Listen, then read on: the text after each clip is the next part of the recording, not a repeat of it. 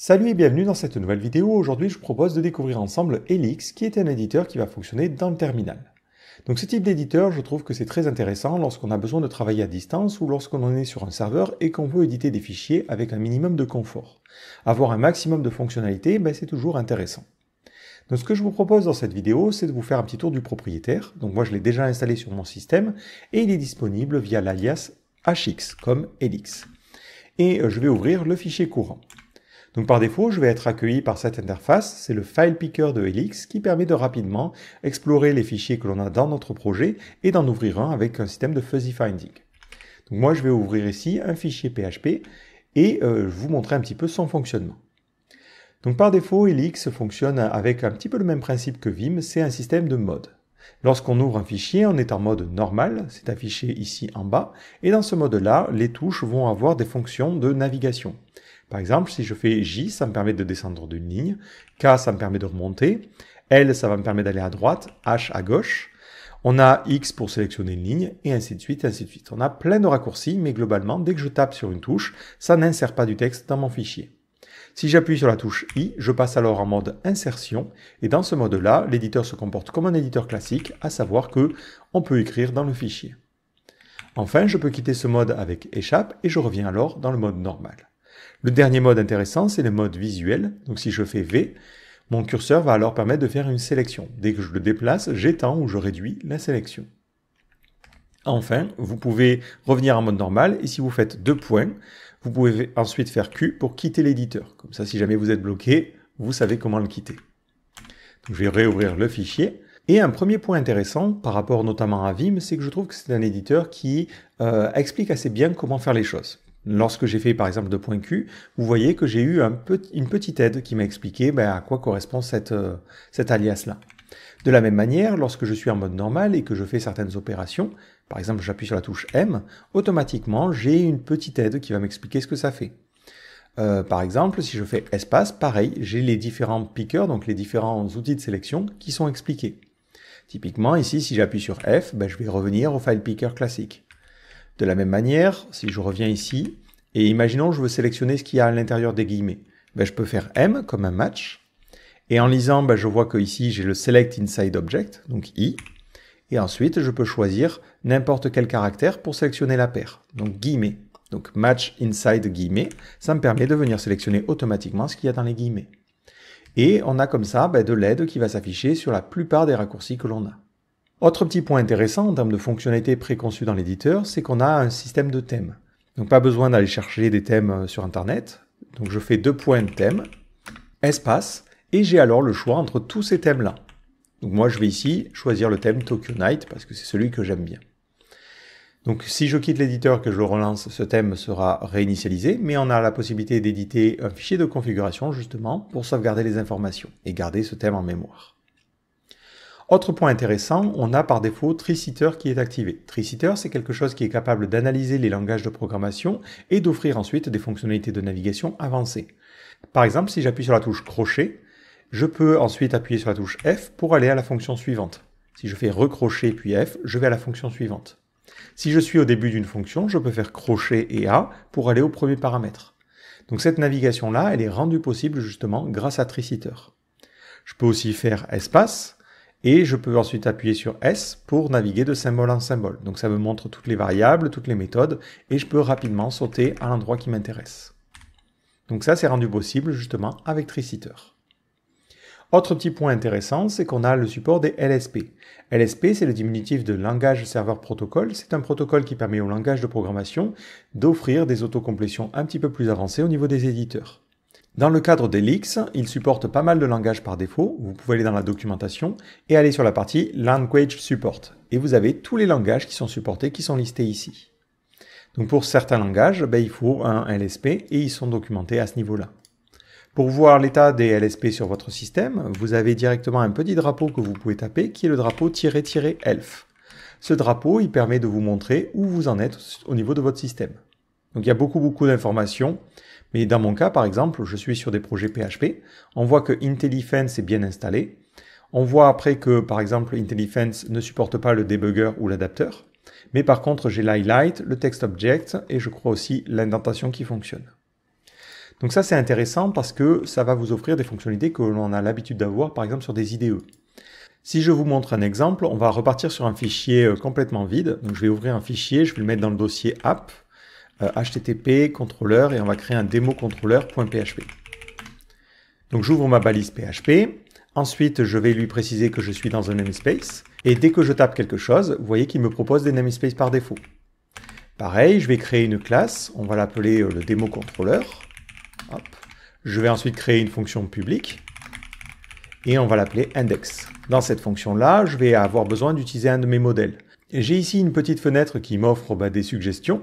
Et si je sélectionne une de mes méthodes, il va importer automatiquement le namespace qui correspond. Et ça, typiquement, ce sont des fonctionnalités qui sont assez avancées et qui sont en général assez complexes à configurer avec des éditeurs classiques. Le fait d'avoir ça qui est préconçu directement dans l'éditeur, sans forcément avoir eu besoin d'installer des extensions, c'est super intéressant. Autre petite fonctionnalité, alors là je vais revenir sur le recipe controller, c'est la possibilité d'avoir un curseur multiple. Alors il y a deux manières de le déclencher. La première, c'est que vous vous situez à un certain endroit et si vous faites la touche C majuscule, vous voyez que ça va créer un curseur un petit peu plus bas.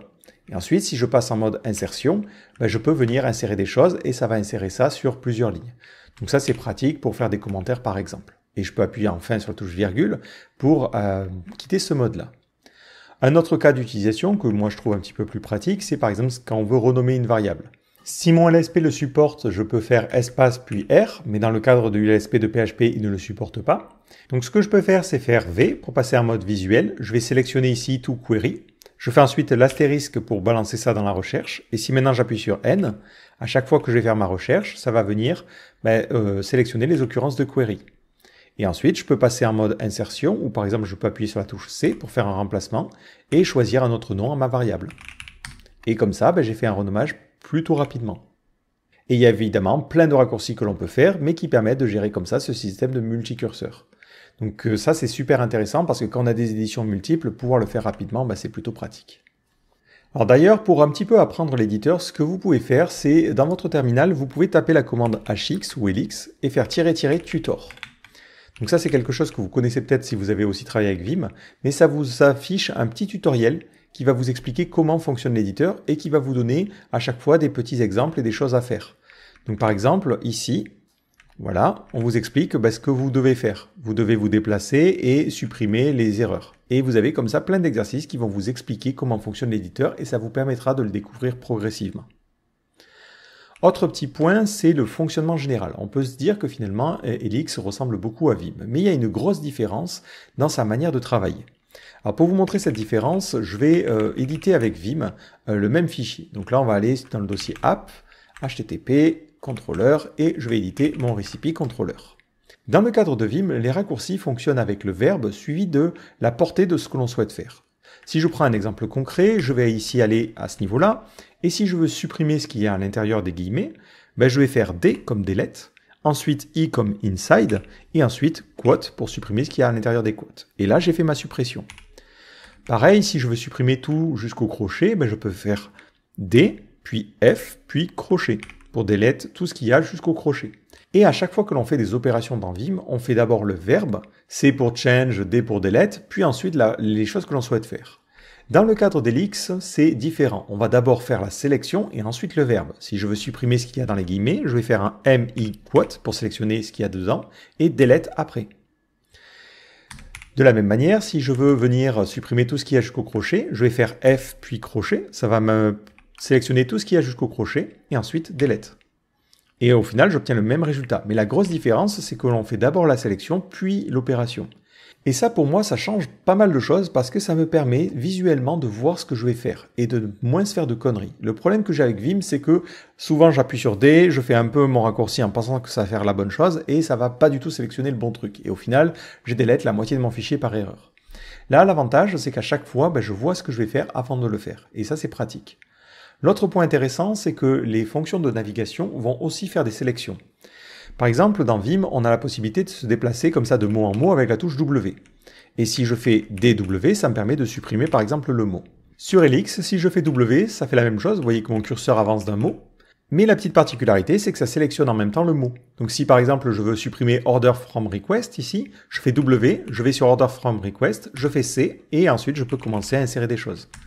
Et de cette manière-là, il combine un petit peu le mode normal et le mode visuel, mais en plus, quand je vais faire D, je sais exactement ce que je vais supprimer.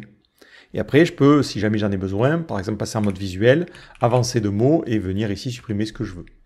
Mais vous voyez la grosse différence, c'est que sur Vim, on met le verbe puis la portée. Sur Elix, on fait d'abord la sélection puis la suppression. Le petit inconvénient de ça, c'est que pour certaines opérations, ça peut être un petit peu plus long. Par exemple, ce que je vous ai montré avec les quotes, ben, ça m'oblige à faire 4 caractères. M, I, quote, puis delete. Alors que sur Vim, j'ai juste à faire D, I, quote, et du coup, mon raccourci a un caractère en moins. Bon, c'est léger, hein, mais voilà, c'est pour vous montrer cet exemple-là. Enfin, dernière petite fonctionnalité que je trouve intéressante, qui est aussi préconçue dans Elix, c'est que si j'appuie sur G, donc G c'est l'équivalent de GoTo, donc vous voyez je peux aller à des nombres particuliers et tout ça, mais il y a une touche qui est intéressante, c'est W. W, ça va venir mettre des lettres au début de chacun de vos mots, et par exemple si je veux sauter ici, je peux faire BW, et dans ce cas-là, ça va sélectionner directement ce mot-là. Donc je fais GW, et je peux sauter n'importe où dans mon fichier, visuellement. Donc ça c'est pratique aussi. Je sais qu'il y a des extensions sur Vim pour faire la même chose, mais d'avoir ça qui est préconçu, bah, c'est quand même assez intéressant. D'ailleurs, ce GoTo, il est aussi pratique avec le support DLSP. Par exemple, si vous êtes sur Recipe et que vous voulez voir un petit peu qu'est-ce que l'on a à ce niveau-là, ou même le Recipe Level, vous faites G, D, et ça vous amène à la définition. Et ensuite, vous pouvez faire un espace B pour voir les buffers et revenir là où vous étiez juste avant. Donc il y a plein comme ça de fonctionnalités qui sont intéressantes. Aussi au niveau de la gestion des fenêtres, mais bon, ça c'est plus classique, hein, on va dire qu'on le retrouve aujourd'hui sur la plupart des éditeurs. Vous pouvez avoir un système de split. Par exemple, ici je vais chercher un fichier web.php, donc c'est le fichier qui contient les routes.